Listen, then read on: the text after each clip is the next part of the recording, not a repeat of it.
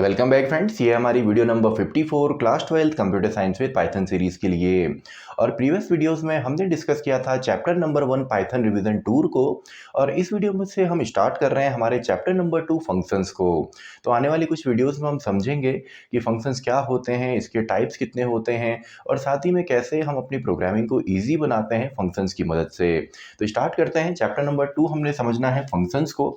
तो देखिए, अभी तक हमने जितने भी फंक्शंस के साथ काम किया है, या तो वो आपका स्टैंडर्ड लाइब्रेरी का पार्ट है, यानी कि जो इनबिल्ट फंक्शंस होते हैं जैसे प्रिंट फंक्शन है, इनपुट फंक्शन है, या तो हमने फंक्शन जो डिस्कस किए थे वो मॉड्यूल का हिस्सा थे। तो यहाँ पे हम समझेंगे बेसिकली इस चैप्टर में हमने समझना है यूजर डिफाइंड फंक्शन, यानी कि एक यूजर या प्रोग्रामर अपने फंक्शंस खुद क्रिएट कैसे कर सकता है। तो सबसे पहले फंक्शंस को हम सब प्रोग्राम्स भी बोलते हैं। तो these are also called as subprograms. इनको हम सब प्रोग्राम भी बोलते हैं, यानी कि एक बड़े प्रोग्राम को अगर हम डिवाइड करें छोटे छोटे पार्ट में तो उसको सिंपली हम सब प्रोग्राम्स भी बोल देते हैं। अब देखिए, फंक्शंस के एडवांटेजेस क्या हैं कि क्यों इनको हम यूज़ करते हैं। तो इसके कुछ बेनिफिट या सिंपली एडवांटेजेस हम यहाँ पे देख लेते हैं कि फंक्शंस को एक्चुअल में यूज़ क्यों किया जाता है। तो सबसे पहला तो एडवांटेज ये है कि जब भी आप फंक्शंस को क्रिएट करेंगे, आप फंक्शन का कोड लिखते हैं, तो अपने प्रोग्राम में थ्रू आउट जब आप जितने बार भी उस कोड को यूज़ करना चाहें आप उसको यूज़ कर सकते हैं। तो इससे क्या होता है, प्रोग्राम का जो साइज़ है वो डिक्रीज़ हो जाता है। तो पहला पॉइंट मैं यहाँ पे लिखता हूँ, इट रिड्यूसेस प्रोग्राम साइज। ये प्रोग्राम के साइज़ को आपका कम करेगा। तो प्रोग्राम साइज को ये कम करता है और यहाँ पे जो कोड है उसको हम रीयूज कर सकते हैं। तो दूसरा मैं यहाँ पे लिख देता हूँ, code can be reused. Code को हम रीयूज़ यहाँ पे कर सकते हैं। अब देखिए, फंक्शन का एक फ़ायदा ये भी है कि अगर हम एक सिंगल प्रोग्राम के अंदर, मान लीजिए एक आपका प्रोग्राम है, उसमें 200 या 300 आपकी लाइंस हैं, तो उसको अगर आप एक पैटर्न में लिखेंगे, यानी कि एक ही कोड में लिखते हैं, तो उसमें एरर फाइंडिंग करना या उसमें लॉजिक को इंक्लूड करना, लॉजिक को समझना काफ़ी कॉम्प्लेक्स हो सकता है। तो उस पूरे कोड को हम छोटे छोटे सब पार्ट्स में डिवाइड करते हैं, जिनको हम सब प्रोग्राम्स या सिंपली फंक्शंस बोलते हैं। तो यहाँ पे हम लिख सकते हैं कि जो बड़ी और कॉम्प्लेक्स प्रॉब्लम है, यानी कि बिग एंड कॉम्प्लेक्स प्रॉब्लम्स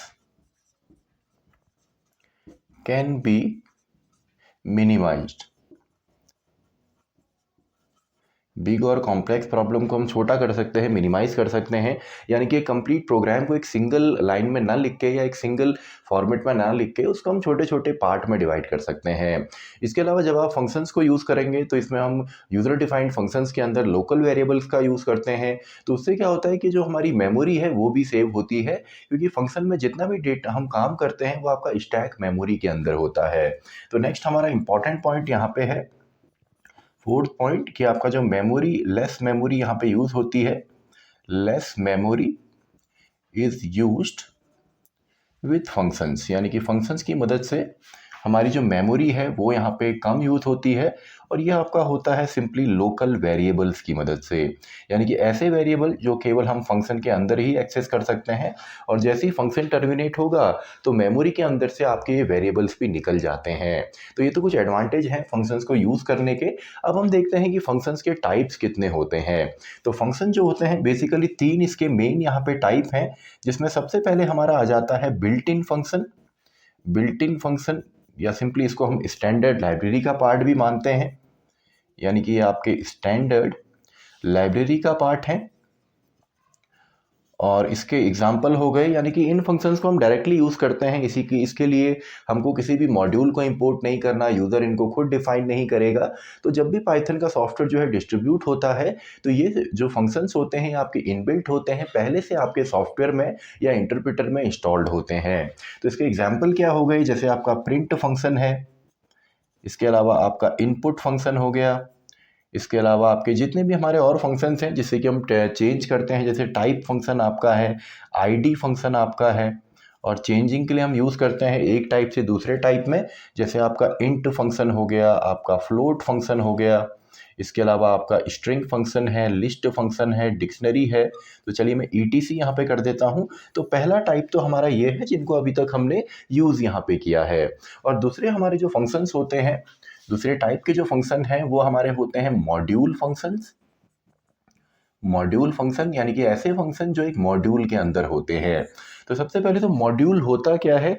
देखिए यहाँ पे कुछ फंक्शंस तो स्टैंडर्ड लाइब्रेरी का पार्ट हैं, लेकिन कुछ ऐसे फंक्शंस हैं जो कि एक ही टाइप के हैं, जैसे आपके मैथमेटिकल फंक्शंस हैं या रैंडम फंक्शंस हैं। तो इनको पाइथन को क्रिएट करते समय क्या किया गया, एक अलग से फाइल बनाई गई जिसको हम मॉड्यूल कहते हैं, और उसी मॉड्यूल के अंदर इन सभी फंक्शंस को रखा जाता है। तो मॉड्यूल को अगर हम डिफाइन करें तो मॉड्यूल को भी हम बोल सकते हैं कि it is a file that include, जो कि इंक्लूड करता है बहुत सारे फंक्शंस को। इसके अलावा इस फाइल के अंदर आपके कॉन्स्टेंट्स भी हो सकते हैं। इसके अलावा यहाँ पे आपकी क्लासेस भी होती हैं।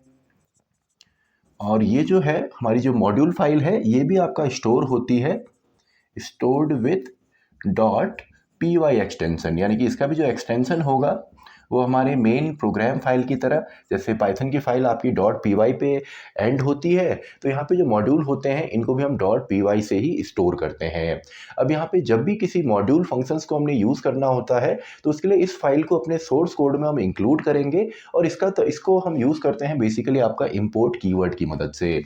जैसे मान लीजिए मैंने यहाँ पे लिखा इम्पोर्ट एंड देन मैं लिखता हूँ मैथ। तो इम्पोर्ट मैथ अगर आप लिखेंगे तो मैथ मॉड्यूल के जितने भी फंक्शंस हैं उनको आप यूज़ कर सकते हैं अपने प्रोग्राम कोड के अंदर।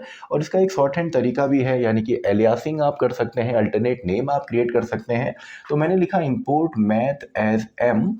तो अब जब भी मैं मैथ के जितने भी फंक्शंस हैं उनको मैं यूज़ करूँगा तो मैं एम डॉट करके करूँगा, क्योंकि जो बेसिक सिंटैक्स है वो है सबसे पहले मॉड्यूल का नाम एंड देन उसके अंदर जो फंक्शंस हैं उसका नाम। तो यहाँ पे अब मैं लिख सकता हूँ फॉर एग्जांपल एक मैथ के अंदर आपका अगर मैं प्रिंट करके दिखाऊं डायरेक्टली, तो यहाँ पे मैं लिख सकता हूँ या तो मैथ डॉट, जैसे मैथ के अंदर एक फंक्शन होता है सीलिंग का, और इसमें मैं लिख देता हूँ 4.8। तो ये क्या करेगा, जो हमारा यहाँ पे वैल्यू हमने दी है आपका फ्लोटिंग पॉइंट में, इसको ऊपर की तरफ ले जाएगा। जैसे दो होते हैं फ्लोर एंड सीलिंग, तो सीलिंग यानी कि ऊपर की तरफ इसका जो इंटीजर है वो ये रिटर्न करेगा। तो यहाँ पे 4.8 है, तो इसके बाद जो इंटीजर आएगा वो आएगा 5, तो सिंपली ये हमको रिटर्न करेगा। अब यहाँ पे मैंने मैथ डॉट लिखा है, आप चाहें तो एम डॉट भी इसको कर सकते हैं। तो इसमें और भी काफ़ी फंक्शन है, जैसे मैथ डॉट फ्लोर आपका फंक्शन है, और इसमें अगर मैं यहाँ पे 4.2 लिखता हूँ तो इसमें सिंपली 4 मुझे मिलेगा, यानी कि इसके जस्ट नीचे या जो इंटीजर पार्ट है केवल उसी को ये रिटर्न करता है। इसके अलावा मैथ के अंदर हमारे पास मैथ डॉट पावर फंक्शन होता है, जैसे मैंने कहा 2 की पावर 3 हमको सॉल्व करके दीजिए, या मैथ ही के अंदर आपका फैक्टोरियल फंक्शन होता है, तो आप फैक्टोरियल निकाल सकते हैं फॉर एग्जांपल 5 का अगर मुझे निकालना हो। इसके अलावा यहाँ पे और भी फंक्शंस हैं, जैसे साइन है, कॉस है, टेन है, जितने भी आपके ट्रिग्नोमेट्री के फंक्शंस हैं वो भी मैथ के अंदर हैं। तो मैथ के अंदर आपको मैथमेटिकल सभी फंक्शंस मिल जाते हैं, लेकिन इनको अगर यूज़ करना है तो सिंपली हमको मॉड्यूल को पहले इंपोर्ट करना पड़ेगा। इसके बाद ऐसे ही हमारा एक और यहाँ पे इम्पॉर्टेंट है जो कि है आपका रैंडम मॉड्यूल, तो उसको भी इंपोर्ट करना है, तो इंपोर्ट रैंडम हम यहाँ पे करेंगे।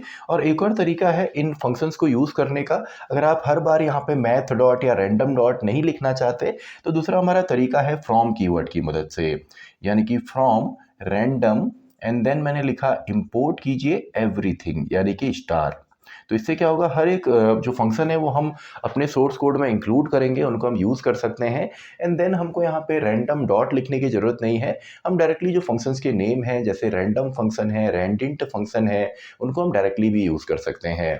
तो यहाँ पे देखिए जैसे रैंडम है तो हम यहाँ पे अलग अलग इसके फंक्शंस हैं, जैसे देखिए रैंडम डॉट अगर मैं लिखता हूँ रैंडम, तो रैंडम जो फंक्शन है ये हमको कोई भी वैल्यू रिटर्न करता है 0 से 1 के बीच में, यानी कि रिटर्न कर सकता है 0.528 या आपका 0.467, ऐसे कोई भी वैल्यू हमको रिटर्न करेगा। ऐसी एक और फंक्शन है रैंडम के अंदर जो इंपॉर्टेंट है, जिससे एग्जाम में क्वेश्चंस भी आते हैं, वो है रैंड इंट, यानी कि इंटीजर वैल्यू, और मैंने यहाँ पे वैल्यू दे दी 1,10। तो ये दोनों वैल्यू भी इसमें इंक्लूडेड होती हैं, और 1 से 10 के बीच में कोई भी वैल्यू ये रैंडमली हमको जनरेट करेगा। तो मान लीजिए हमको 5 यहाँ पे मिल गया।